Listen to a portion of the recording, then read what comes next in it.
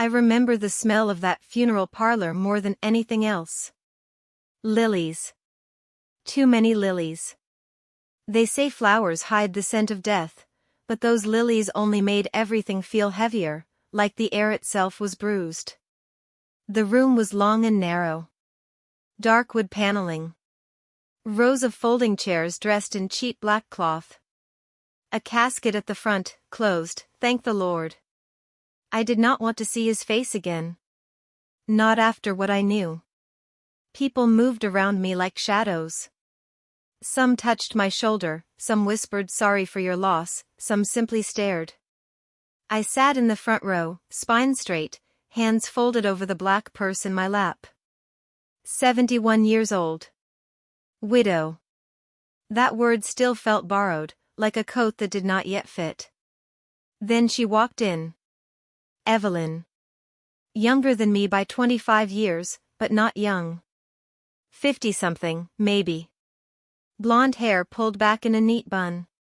Black dress, expensive, cut just low enough to remind everyone she still had a figure. She carried 2 paper cups with plastic lids. Steam curled from the little holes. She came straight to me. No hesitation. As if she had every right. You look tired, Margaret, she said, soft as a prayer. Let me get you something warm. She held 1 cup out to me. I looked at it. Plain white cup. No logo. Just coffee, she said. 2 sugars, the way I used to take it when we were all pretending to be civilized. I did not take the cup right away. I looked at her face instead. She smiled the way women do when they think they have already won.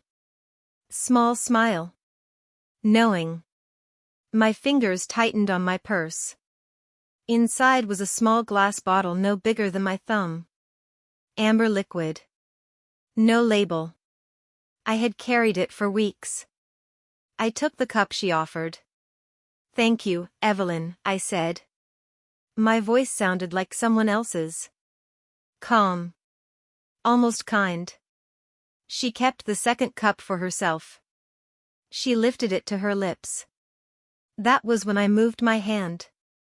Slow. Practiced. Under the little folding table they set beside the grieving widow for tissues and water bottles. No one was watching us. Everyone was watching the casket. I swapped the cups. She never noticed. She simply brought the new cup to her mouth and drank. Let me take you back, child. Long before the funeral. Long before the coffee. Back to when the house first started feeling too big. We had lived in that house 42 years. Same creaking stairs. Same cracked tile in the kitchen. Same window over the sink that looked out on the maple tree we planted the year our son was born. Harold used to come home at 6:15 every evening. Jacket over his arm. Kiss on my cheek that smelled faintly of the office and the mints he kept in his desk. Then the 6:15 became 7. Then 8. Then don't wait supper, Maggie, I grabbed something. I told myself it was the new branch they opened downtown. I told myself men get tired. I told myself a lot of things. Our son, Thomas, would come on Sundays with his wife, Claire. Claire always smiled too wide. She called me Mother Margaret in a voice sweet as spoiled milk. She watched her father-in-law like she was keeping score. One Sunday in March, Harold was late again. Claire sat at my kitchen table drinking my tea and said, "You know, Daddy works so hard. Some men just need outlets." She let the word hang there. Outlets. I remember the way the clock ticked louder after she said it. That night I went up to the attic. I was looking for the old Christmas ornaments, or so I told myself. But really I was looking for something I could not name. Behind the trunks, under a stack of Harold's army things from Korea, I found a cedar box I had never seen. Inside were letters. Dozens of them. Perfumed paper. A woman's handwriting, looping and sure. My dearest H. I close my eyes and still feel you. When will you leave her? Some were 10 years old. Some were 6 months old. All signed with a single letter, E. I sat on the attic floor until the light through the little round window turned purple. My knees ached. My heart did not ache the way I expected. It simply grew very quiet. Like a radio turned down so low you have to strain to hear the music. That was the night I stopped crying about it. Crying is loud. Crying asks for comfort. I no longer wanted comfort. I wanted understanding. The first time I saw Evelyn in the flesh, I was buying peaches at the market on Jefferson Street. Late summer. The air smelled of bruised fruit and gasoline. I had a paper bag in my arms when I felt someone watching me. I turned. There she was, 3 aisles over, holding a basket like any ordinary woman. Blonde hair loose that day.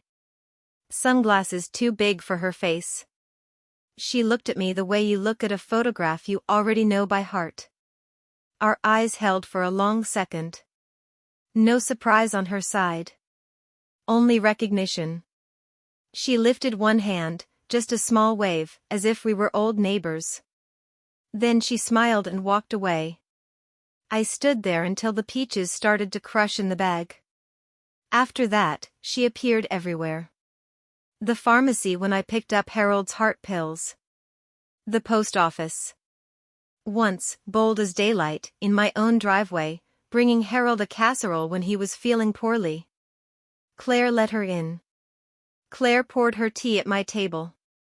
Claire called her Miss Evelyn with sugar in her voice. I watched from the hallway, hands drying on a dish towel that would never be dry again. Harold introduced her as a colleague. Colleague. The word sat between us like a third person in the bed. That winter he got sick. Fast. The kind of cancer that does not ask permission. He wasted quickly. Skin yellow. Voice thin. He spent more and more hours in the back bedroom so the hospice nurse could come and go. Evelyn came too. Always when she knew I would be at the grocery or the church. But I was never gone as long as she thought. I learned to park 2 streets over and walk back through the alley. I learned to stand in the cold hallway and listen. I heard her laugh once, low and private, the way a woman laughs when a man's hand is on her knee. I heard Harold whisper, "Soon, darling. Soon. Soon." He was dying, and still he promised her soon. One afternoon the lawyer came. Mr. Langston, same man who drew up our first will in 1978. He looked uncomfortable in his coat.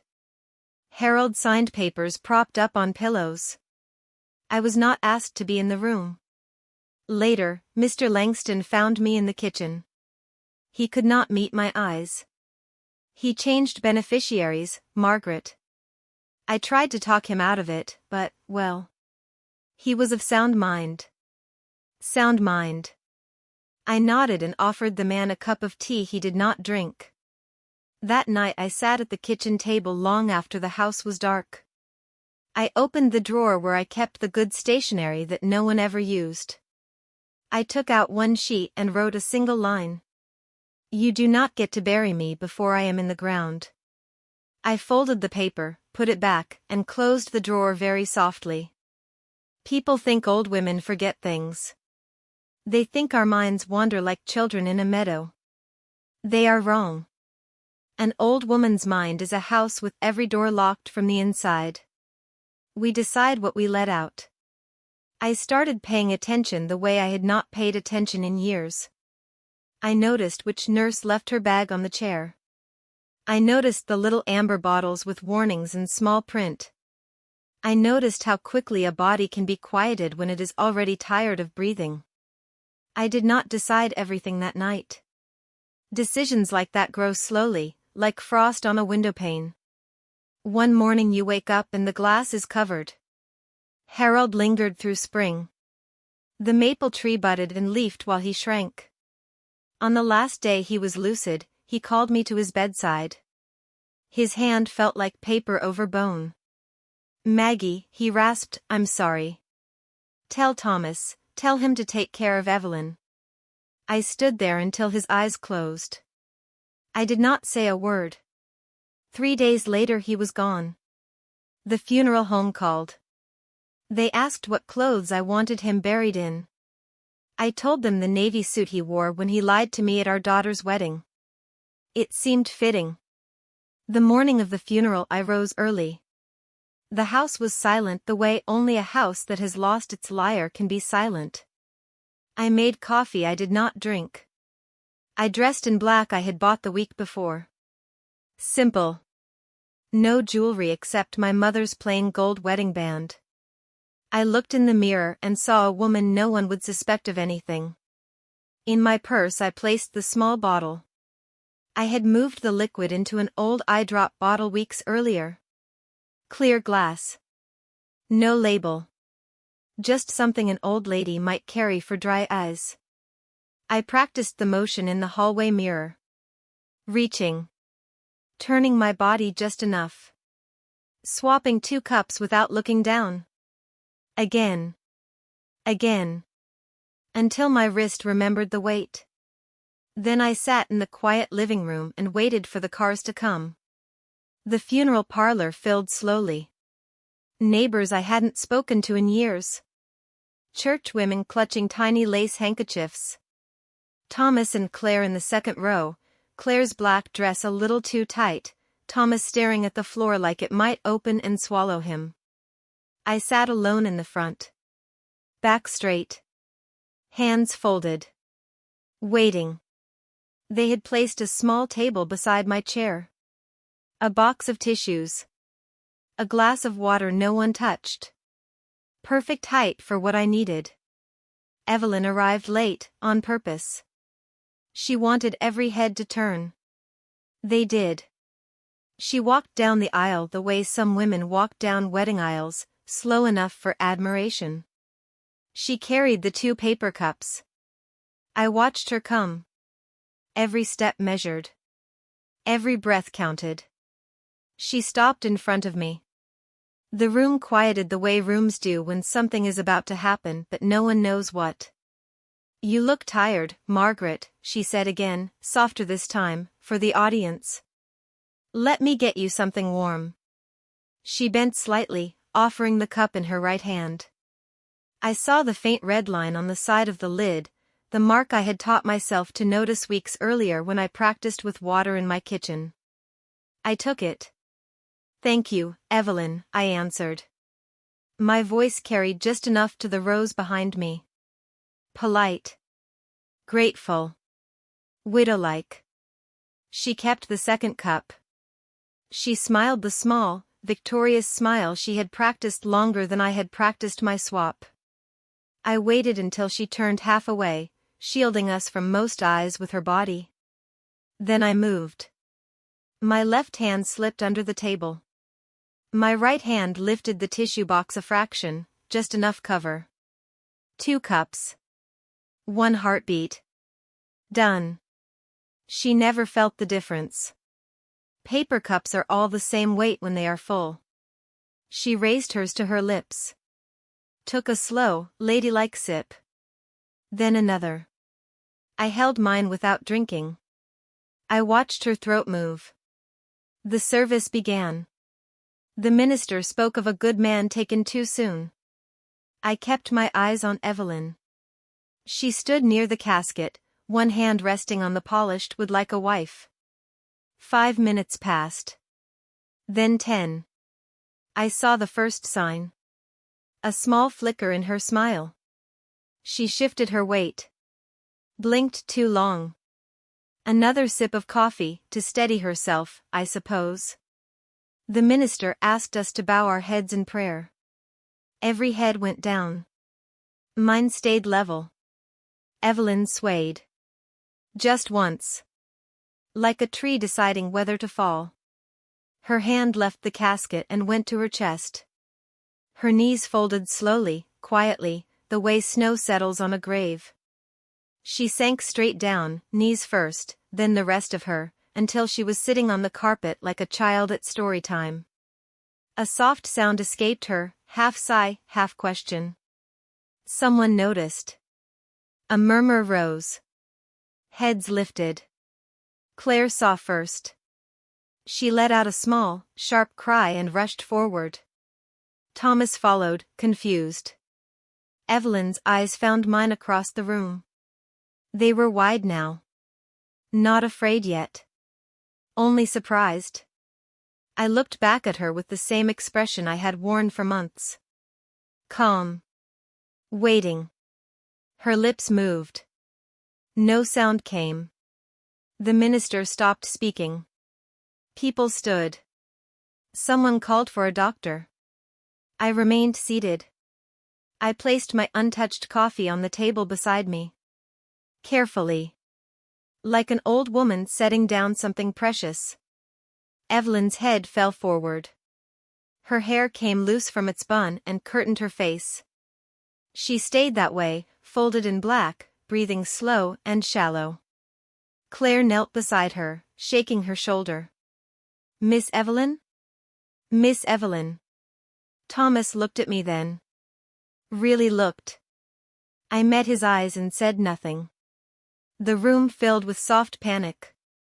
Whispers turned to questions. Someone opened the front doors for air. I rose slowly. My knees were steady. I walked the few steps to where Evelyn sat breathing like a hurt bird. I crouched beside her, the way an old woman crouches to pick up something dropped. I placed my hand on her back, gentle, the way you comfort a friend. Claire stared at me, mouth open. I leaned close to Evelyn's ear and spoke so only she could hear. You should have left me my cup, darling. Her eyes fluttered. A single tear slid from under her lashes. Then she closed them. They never called an ambulance. By the time the funeral director knelt and felt for her pulse, it was already too late. Her breathing had simply stopped. Quiet as a candle going out in an empty room. Someone covered her with a dark coat. Someone else began to cry, real tears this time. Claire made a sound I hope never to hear again from a woman, a low animal keen that rose and broke against the ceiling. Thomas stood frozen. He looked from Evelyn's still body to me, then back again, as if the world had tilted and he could not find his balance. I stayed on my knees a moment longer. I smoothed a strand of blonde hair from her cheek the way I once smoothed our daughter's hair when she fell asleep on the couch. Then I stood up. Slowly. Using the edge of a chair for support, the way old ladies do. The minister asked if anyone knew her family. No one did. She had no purse, no phone, no name on the programs. Only the 2 coffee cups, one empty on the floor beside her, one still full on my little table. A policeman came. Then another. They asked gentle questions. Had she seemed ill? Had she said anything about feeling poorly? Did anyone see her take medication? I answered in the soft, bewildered voice people expect from a grieving widow. She brought me coffee. Such a kind gesture. I never even took a sip. Then she just folded. They took the empty cup. They took the full one. They took statements. They took Evelyn away on a quiet stretcher under a sheet the color of midnight. Thomas tried to speak to me in the parking lot afterward. His mouth opened and closed like a fish thrown on the bank. Claire stood behind him clutching her purse so hard her knuckles went white. I looked at my son, really looked at him for the first time in years. You heard your father's last wish, I said. To take care of Evelyn. Well. She's taken care of now. He flinched as if I had struck him. I got into the funeral car and closed the door myself. 3 days later the medical examiner called the house. He asked to speak to the widow of Harold James Whitcomb. I was sitting at the kitchen table drinking tea from the same cup I had used for 40 years. The one with the tiny chip on the rim. He told me Evelyn Marie Caldwell had died of cardiac arrest brought on by a massive dose of digoxin. Enough to stop a horse, he said. They found it in the empty coffee cup. Her fingerprints on the lid. Mine only on the untouched one. He asked if I knew she had a heart condition.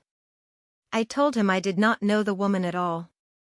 Only that she had been kind enough to bring coffee to a tired old lady at her husband's funeral. He was quiet a moment. Then he said the case would be closed as accidental overdose. People with heart trouble sometimes miscalculate their medicine. Tragic, but clear. I thanked him and hung up. That afternoon the lawyer, Mr. Langston, came to the house again. He looked 10 years older than the week before. He carried a thick envelope. He told me Harold had tried to change the will a second time, 2 days before he died. A new document leaving everything to me again and a letter apologizing. Harold had been too weak to sign it properly. The witnesses said his hand shook too much. So the earlier will, the one giving the house and savings to Evelyn, had stayed in force. But now Evelyn was gone. No spouse. No children. Her own will, which the police found in her apartment, left everything she owned to a cat rescue in another state. So the house, the accounts, the land my father left me, everything Harold had tried to steal, rolled back to me by operation of law.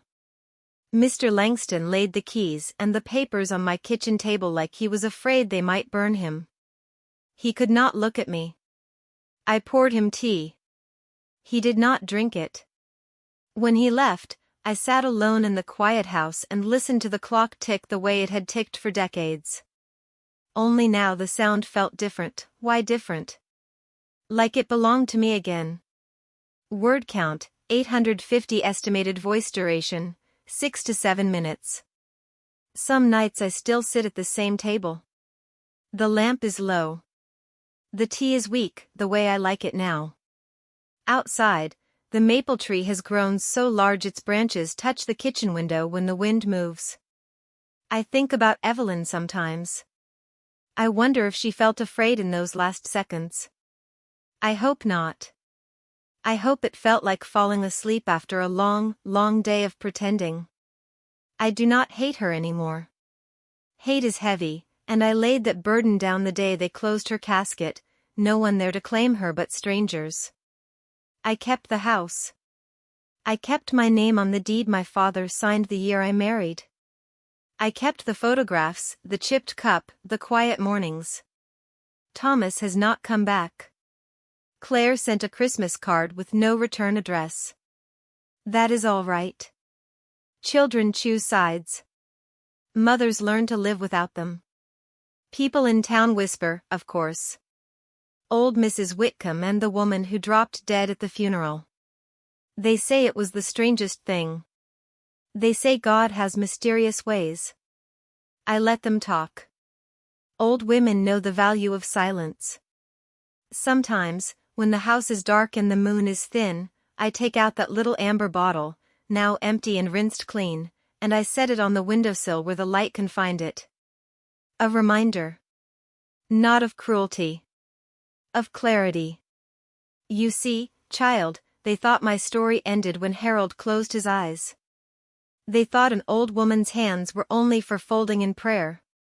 They forgot that these same hands once changed diapers, kneaded bread, buried a daughter too soon, and held a husband while he lied. These hands still know how to hold what is theirs. I won the only way an old woman can win, quietly, completely, and without raising my voice once. The last laugh is soft.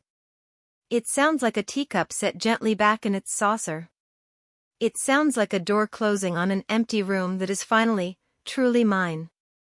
If my story touched something tender inside you, stay a while longer. There are many more evenings, many more cups of tea, many more truths only us aunties know how to tell. Rest your heart here. You are safe with me.